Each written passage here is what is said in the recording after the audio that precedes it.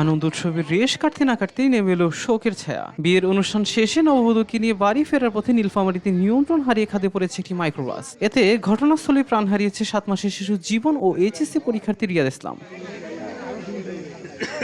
শুক্রবার রাতে নীলফামারী সদর উপজেলার কুচুকাটা বন্দরপাড়া এলাকা থেকে 15 থেকে 16 জন বরযাত্রী নিয়ে একটি মাইক্রোবাস কিশোরগঞ্জ উপজেলার যোগীপাড়ায় যায়। বিয়ের আনুষ্ঠানিকতা শেষে শনিবার ভোরে নববধূকে নিয়ে ফেরার পথে শালটিবাড়ি এলাকায় পৌঁছালে চালক নিয়ন্ত্রণ হারালে মাইক্রোবাসটি সড়কের পাশের খাদে পড়ে যায়।